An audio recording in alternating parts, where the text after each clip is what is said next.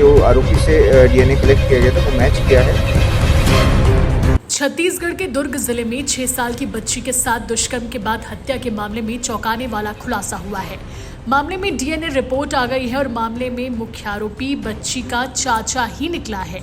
Police ने 3 लोगों का डीएनए सैंपल टेस्ट के लिए भेजा था, जिसमें चाचा का ही सैंपल बच्ची से मैच हुआ है। 8 सदस्यीय एसआईटी की टीम मामले की जांच कर रही है। डीएनए प्रोफाइलिंग के लिए बच्ची के बॉडी पार्ट से सैंपल लिए गए थे। रेप के दौरान बच्ची को दर्द हुआ, जिससे कार्डियक अरेस्ट आया। रिपोर्ट के मुताबिक इसी से बच्ची की जान गई है। आरोपी चाचा ने चिल्लाते वक्त बच्ची का मुंह भी दबाया था। दुर्ग सीएसपी चिराग जैन ने बताया कि उनके पास बच्ची के चाचा को आरोपी बनाने के लिए पोस्टमार्टम की रिपोर्ट थी। आरोपी ने खुद कबूल किया था। इसके साथ जो फैक्ट्स निकल कर आए थे, उसी के आधार पर यह पता चल रहा था कि चाचा ही आरोपी है, लेकिन अब सब कुछ क्लियर हो गया है। एक आरोपी को गिरफ्तार किया गया था, सोमेश यादव।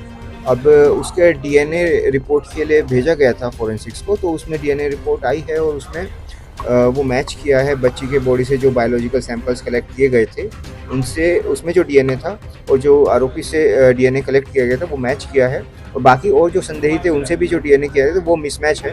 तो इससे स्पष्ट होता है कि जो सोमेश यादव है वही आरोपी है। बाकी लोग जिन पे संदेह था वो आरोपी नहीं है। वहीं दुर्ग एसएसपी सिटी सुखनंदन राठौर ने बताया कि मोहल्ले के कई लोगों को ये पता था कि जो कार वहां खड़ी रहती है उसके एक दरवाजे का लॉक खराब है।